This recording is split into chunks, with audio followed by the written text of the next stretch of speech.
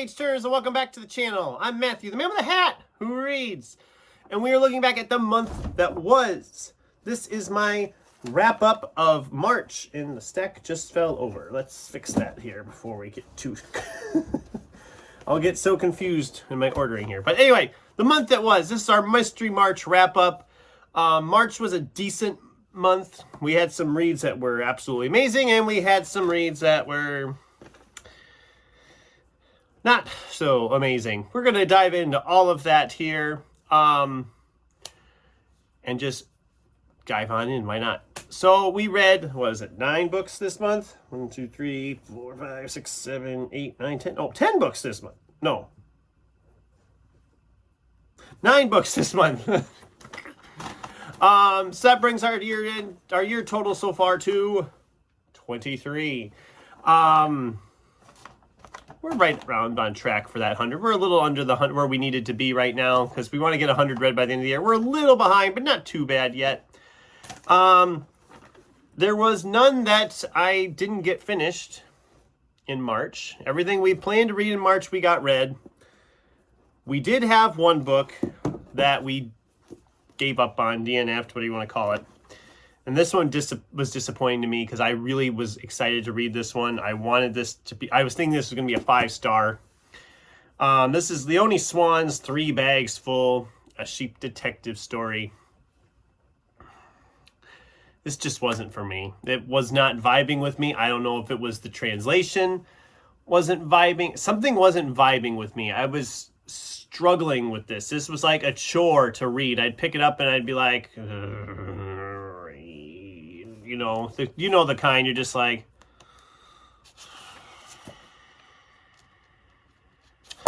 it was a chore. I finally gave up about 100 pages in. I couldn't go any farther. I was just like, this just is not vibing with me at all. I'm not loving this.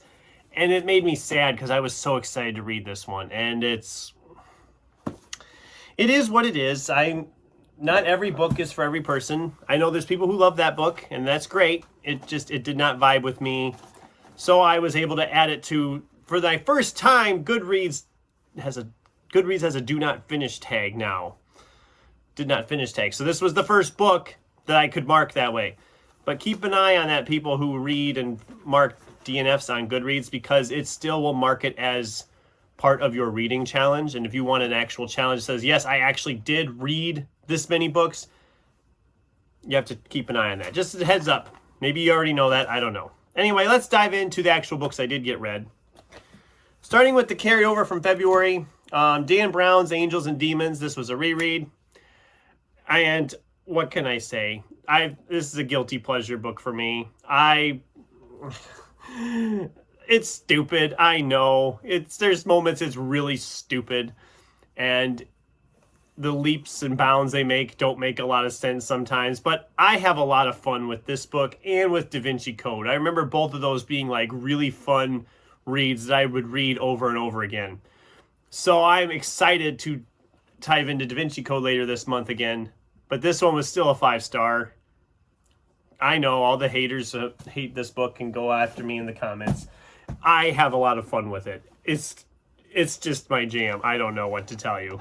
It's a lot of fun. Then we read David Rosenfeld's The K-Team. I've read David Rosenfeld once before. I think it was Open and Shut was the name of the book. And I remember that book. It was okay. I was like, it's fine. It's okay. And so when I found this one, I thought, I'll give him another shot. This is the first in a new series. I'll give it a shot. I did not like this at all. This was the most boring book that you could ever expect for a mystery title. They set up this whole thing like, oh, we're setting up this agency, this detective agency type deal, and calling themselves the K-Team in honor of their dog, Simon. And then what do we do with Simon? Well, he doesn't do a whole lot. He disappears for 40, 50 pages at a time sometimes. He's gone. He's maybe, Simon would love this. It's just like, we don't do anything with the dog. And the other 2 dogs, I'm not even sure why they're on the cover, because there are no other dogs. Actually, there's other dogs in the back too. There are no other dogs in this story. It's literally the few times we see this dog.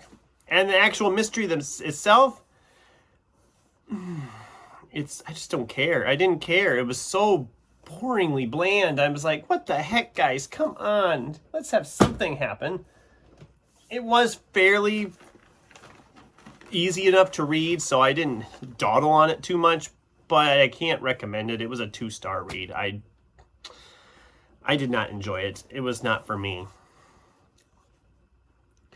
We then picked up Strange Houses by Uketsu. I have never read Uketsu before. I've heard some people have read this and liked it, or they were talking about it. I was curious about it when I found it at the thrift store for like, what was it, $3, $4, something like that. I was like, okay, whatever. I devoured this thing in like 2 days. This was so readable. It was fast paced. It was interesting. I loved how it was like formatted, where it was just like a conversation between two people. They have the diagrams all the time as they're trying to solve this mystery, these houses. I really, really liked this a lot, and I didn't expect to like this as much as I did. This was an absolute blast. I had so much fun with this. Is it a little over the top at times? Oh, just a tad over the top. But I had a lot of fun. I'm definitely going to be checking out more from Uketsu. This was a 5-star read. I absolutely loved it. Had so much fun. I really want to get more by him and read it yet this year as well. By them. I guess we don't know if... It doesn't really say if Uketsu is a guy or a girl, I don't think. They wear a mask, so nobody knows who they are. I guess they do say he, though. Okay, he. Whatever. Then we had Greg Hurwitz's The Crime Writer. I've been a fan of Greg Hurwitz for a while. I love his Orphan X novels. This is an earlier novel from him. The guy's a crime novelist. He wakes up in a hospital. He was found convulsing over his ex-fiance's bloody corpse, and now he's had this brain surgery, and all the memories are gone of what happened. So he's trying to figure out what's going on. Again, it's okay. It was okay. This was a 3-star for me. I kind of seen where we were going a little bit, or at least I thought I did, and then they kind of pulled the rug out from under you and like, oh yeah, this is the thing. And the actual revelation of who did it and why they did it just seemed like it was a complete, just like out of nowhere thing. Like, oh yeah, by the way, this is what happened and this is why. And yeah, it was a little bit too much for me. I don't know. It was fine. I like Greg Hurwitz. It was a 3-star read.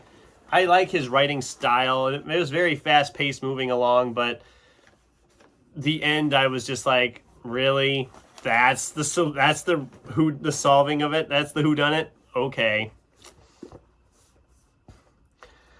Then we have Benjamin Stevenson's Everyone in My Family Has Killed Someone. This is a murder mystery type story up in like a wintry snow lodge during a family reunion of this family where everyone in it has killed someone. And it's very meta. It's a lot of fun. The mystery is fun. The characters are all fun. Kind of had it figured out a little bit ahead of time about who done it again, but that was okay because this one was so much fun leading up to that. And it was looking like it really could have gone any way. I will give them that. It was better structured than another mystery we're going to talk about here in a little bit. But I had a lot of fun with this. This is definitely a fun read. If you're like a big murder mystery fan and you want something like that's having fun with the tropes, I highly recommend this one. This one was an absolute blast. It was a 4-star read. And I'm definitely going to check out more by Benjamin Stevenson. The Michael Crichton reread continues with Sphere. Again, I'd spent a long time since I read this one. I wasn't sure how much of it I actually remembered. As I was reading it, it was coming back to me, and I still very much enjoyed this. The ending hit me a little differently this time than it did before, because the ending just kind of left me more like, oh. Whereas it did not do that as much the first time around. I don't think I caught subtle things about that ending the first time around as I did here. So I actually appreciate this one a lot more on this reread. It was a 4-star then, it's a 4-star again now. I had a lot of fun with it on a reread. It was a lot of fun. All right, we're coming down to the last few here. This one I just picked up because I was going through some stuff and thought, hey, this is kind of a mystery with a fantasy element. This is The Last Smile in Sunder City by Luke Arnold. I've had this one sitting in the stacks for quite a while, and it was about time I finally got to it. And I left it sit too long, if that makes any sense. I want to say I loved the world building in this, that something happened to all the magic in the world, and all the magical beings are trying to like live out their lives, where the elves are now all old, the vampires are just slowly deteriorating away, and all this stuff, all the magic's gone, so everybody's just trying to make their own way again. And I was like, I kind of like how we're doing this, but it's just so... The world building is amazing, but the characters are just so one-dimensional. At least the main character was so one-dimensional to me. I just didn't care about him at all. And I know it's kind of a noir, so it's kind of got that flavoring to it. And I'm not a big noir person. I never have been. So that's probably why it didn't work as much for me. I loved the world building, but there wasn't enough of that for me. I was more interested in the world than I was in the characters. And that's great, but it's... And again, I wasn't a big fan of the whodunit aspect of it. Then the vinyl reveal happens, I was just kind of like... You know, that's like the biggest thing I had with the mysteries this month, is that most of them, the final solution was just kind of a letdown to me. It wouldn't be a Mystery March without a Dick Francis one. This was twice shy. It's typical Dick Francis. There's horse racing. There's a mystery involved. This one kind of had it with like a computer program that could predict who would win different horse races, and the guys that are trying to get a hold of this, and the bodies they leave in their wake. I had fun with this one like I do with most Dick Francis ones. It was a 3-star because it is kind of split into 2 points of view. With them being brothers, we focus on one brother for like the first half, and then the second half is the younger brother. And that's good, but it felt like the stories were almost forced to connect, if that makes sense. That probably doesn't make a lot of sense. But for the most part, I liked it. It was entertaining. It was a fast read, and Dick Francis is always good for a good mystery. Remember earlier I mentioned how I had some issues with a mystery that I was going to talk about later? Well, here we are. This is Ian Ferguson and Will Ferguson's I Only Read Murder. This book was an absolutely infuriating read. For a murder mystery, I was annoyed. For one thing, our main character, they sit here like, oh, she is so fun and this is a hilarious book. I'm like, no, this character is a grade A witch. Well, rhymes with witch. You know what I mean.